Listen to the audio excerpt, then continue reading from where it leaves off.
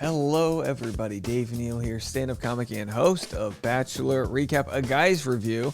And last night was week 7 of Clayton's journey to finding love, or whatever the heck he's looking for out there. They're in Vienna. We're going to get to it. He pretty much got rid of half the women in the show. Just clearance sale. A lot of flights back home after last night's episode. We'll get into all of it. Do me a favor, follow me on Instagram if you haven't already, at DNeals. You can catch my stand-up comedy and some other content over there.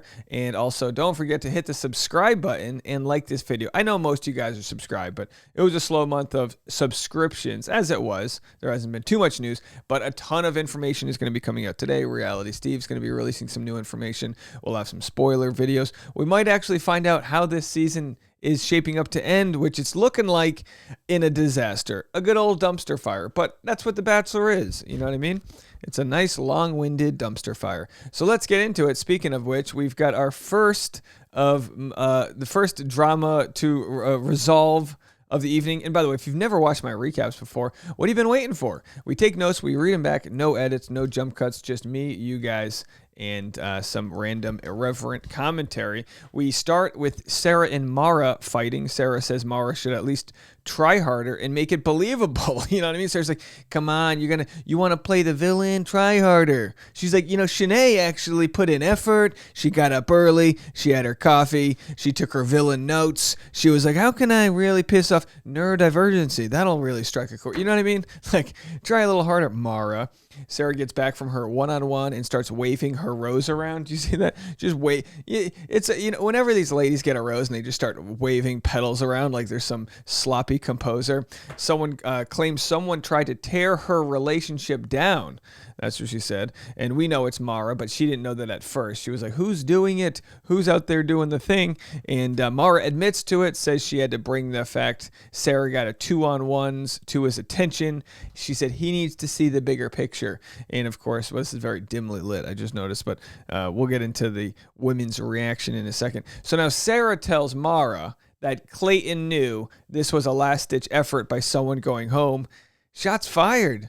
Sarah got mob boss real quick. She's like, you want to mess with me? I'm going to mess with your whole family. You're not going to get a rose. Your kid's not going to get a rose. Your kids, nobody's getting a rose. I'm going to burn down the whole village. Put salt on your, farmland or whatever they used to do.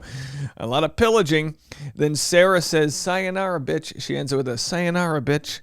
That's always a nice, highbrow phrase. 9 ladies left. We're down to 9, folks. 6th rose ceremony is tonight. They're still in Croatia. Clayton says the night started off on a good note. Almost too good. Oh, boy, here we go. Mara said Sarah's comments came off insensitive, so now they're outside yelling, and then we have the women behind the drapes here. The women are like, we don't want drama. Then they huddle around that one window. They could have huddled around multiple windows, but I'm sure the producers were like, can y'all just huddle around this window? It'll look better if you're looking out the window like, you're trying to find Santa Claus late at night. Mara tells Sarah she's getting sloppy and it's showing. That sounds like an LMFAO song. You're getting sloppy and it's showing. No. Mara said for everyone's... That'd be a great song. When your friend's drunk at night, you just play, you're getting sloppy and it's showing. I don't know. Any music producers out there want to help me out? Mara said for everyone's sake, it would be best if Sarah went back to cute quiet. She said, it would behoove you to take a step back with your comments. And like we said in the live stream, no one ever says behoove without being very insulting. It's never like, it'd behoove you to get a good education. It'd behoove you to invest in crypto. It'd behoove you to get the warranty on your MacBook Pro computer. No. It's never. It's always like, it'd behoove you to get the hell out of my way, you dumb, whatever. Then Sarah responds with the double whammy. She goes, at the end of the day, I hate it when someone says at the end of the day. And then she adds a 1-2 punch, right? And whenever ladies are like, if I'm ever in a fight with my lady and she's like, first of all, you woke up late and you said you were going to wake up early and make me muffins. Secondly, you're like, oh, geez, how many? 9, say they're running out of numbers. She goes, at the end of the day, 1, the other lady like me, and 2, shut up. Okay. And that's it is how it is at the end of the day. Rose ceremony. No rose for Mara and Eliza. Eliza. She leaves saying, I love you. Where was she this whole show? She looks fantastic. Did we miss out on a character? Was she just non-controversial? Can we get her on Bachelor in Paradise? Next stop, Vienna. All right, let's go here. What do we have over here? Next stop, we missed Serene. Her fireflies. All right, we'll get to this. Next up, Vienna. Last stop before hometowns. Falling in love with you feels like a fairy tale is the note. Susie gets the first one-on-one date. They call it the pretty woman date, right? The date where they just spoil her with money. That's not Clayton's. They do a shopping. Clayton's like, I'll buy you everything. And also, do they want to pay off my student loan debt? Do that too. Well, we're just throwing money around, you know. I know you want Louis Vuittons, but maybe a little less Sally Mae every month. They do a shopping spree with a fashion designer, making Susie feel like a princess. Susie returns from her shopping spree with dozens of bags. All the women are jealous. Gorgeous red dress before her evening portion of the date. There it is right there. And I'm like, why is she wearing red? We're about to find out. Susie tells Clayton, you really surprised me with this. He's like, yeah, I'm surprised too. I didn't do any of this. I don't even know what I did to get the job. She's like, you surprised me so much with this date. He's like, you're surprised. No one even wanted me to be here. Are we really filming me? Am I the Bachelor? Krista Berg performs Lady in Red while Clayton and Susie dance. Did they? I'm sure they didn't even realize that was the guy who wrote the song. They're like, oh, this guy does a pretty good cover. Pretty fun seeing an actual musician play such a beautiful hit love song like that. Now, a lot of people are like, oh, that was a trash song. I always liked Lady in Red. Do I have trash taste? I mean, I do recap The Bachelor. Maybe I do. Judgment call. Group date. Teddy says, oh no, I hope it's not a therapy session. And the producers of The Bachelor are like, wait till the popcorn's done. It'll be a good one. Bingo. It's therapy. They meet Catherine, a psychotherapist. By the way, you get that nice Austrian accent. Even as nice as she looks, she just sounds like a Bond villain. She's like, we're going to peer into your soul. Okay, I don't know why I did that. I'm not Italian. We're letting it's 6 a.m., folks. We're letting the coffee warm up. Apparently, Vienna is the home of Sigmund Freud. Whoopsie, that's a bad place to visit. You know, they could have gone to all these beautiful other locations. They could have gone on the Sound of Music tour in Austria. They could have gone to Schwarzenegger's hometown, but instead they're like, let's close off into a room that, a musty office and say our deepest secrets. It's all fun and pillow fights till they take it to a group date in Austria. Let me tell you something. Oh, we can't wait to go abroad. Oh, yeah? You sure? I'm going to be regretting that in the future. I wonder how many therapists have had to deal with polygamy situations like this. You know what I mean? Like, how do you build that? Do any of my therapists know? Clayton's like, listen, I'd like to book an hour session with me and my significant others. There's 6 of them. What can we do about that? She's like, can we get name tags? How do we do this? Genevieve has a hard time opening up. That you could make a fantasy suite joke there. I'm not going to do that, folks. I'm highbrow. They make that seem like a bad thing. Genevieve's like, I have a hard time opening up on cameras in front of everyone, especially with someone who didn't even take me on a one-on-one date. You know what I'd be like? I'd be like, oh, you want me to get psychoanalyzed? I'll do it on a one-on-one. I'm not going to do it when you're dating 4 other girls in a lobby right now. That's my line I draw. I will go to couples therapy as long as 5 of your other girlfriends are not waiting in the lobby, just like, pressed against the thing, being like, what did she say about me?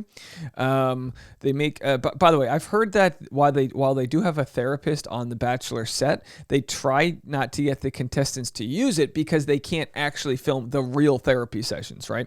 Anyway, there's obviously a bias about what you're willing to talk about on camera in front of people. It's a job interview. If someone's like, tell me your deepest, darkest secrets, I'd be like, well, I'm too ambitious and all of my exes broke up with me because I was too good of a lover. Wink to camera. Oh, boy. Anyway, so Genevieve's got the walls up. And listen, that doesn't mean she wouldn't be a good partner. It means maybe she's introverted or she's got some barriers to break down. But a good relationship breaks barriers down. Clayton pulls Genevieve out of the therapist's office and says, we've had good times. Oh, boy. You never like that. They're talking in past tense. Genevieve agrees with Clayton, and they both weren't there together. They didn't get where they needed to go. It was a good breakup. It was one of the best breakups. She's like, yeah, bye. Give him a pat on the back, and she's like, before we go home, can I get Susie's credit card? I just wanted to pick up some shoes. Clayton tells the other woman that he sent Genevieve home. Now they're really nervous about talking with a therapist. He's like, I sent Genevieve home. They're like, oh geez, I'll tell you everything. What do you need to know? You can't handle the truth. Clayton doesn't want Rachel to question anything, says he sees a future with her. And yeah, really reassuring Rachel here. They're really setting us up for a storyline where Rachel's the one, which makes you wonder, is that how it ends? Sarah goes next and she says, I got this. I love therapy. Who are you? That's like saying, oh, the dentist? I love the dentist. Let's go to the dentist. I go to the dentist. I open my mouth up and then he just destroys my, no one likes therapy. Maybe like the result of therapy. I don't know. No offense to my therapists out there, but you're the dentist of my soul. Okay. And I've got a lot of plaque we need to work through. Mouthwash. Rachel and Gabby think this is why I don't like to take too many notes, because we come up with fun things to talk about, right? We're on the fly. We're irreverent. We're in the moment. I couldn't write this gold. Therapist or the dentist of my soul. That's a Mona Lisa right there. Rachel, the Mona Lisa.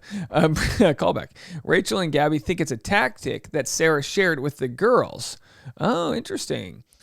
Intimate details of their relationship, maybe to intimidate the others. Then the therapist tells Clayton in front of the ladies that some things were performative. It's like, oh, you mean to tell me going on a dating show with cameras where everyone signs an NDA or, whatever they do and has to be open with everybody, you're telling me that might be performative? No way. Oh my gosh, I can't believe it. What kind of bias could lead to being on TV being performative? You know what? I think I'm being performative right now. That's right. It's your boy, Performative Dave.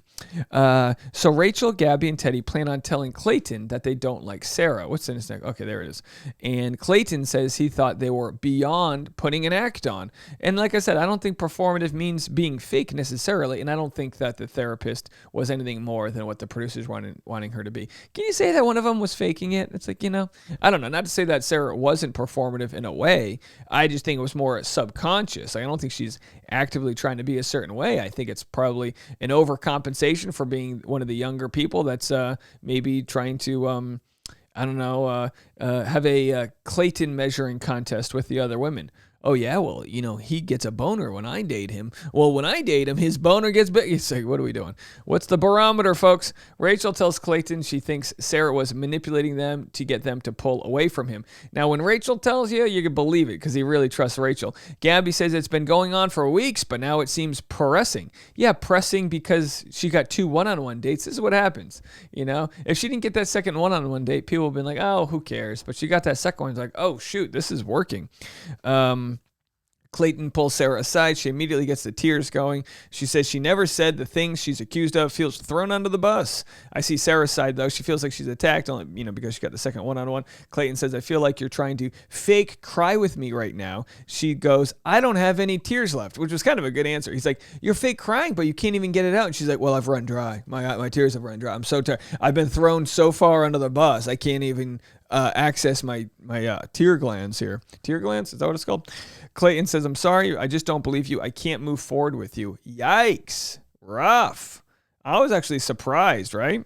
He sends her home fast. I thought I was watching this in fast forward speed. I was like, geez, this happened. This escalated quickly.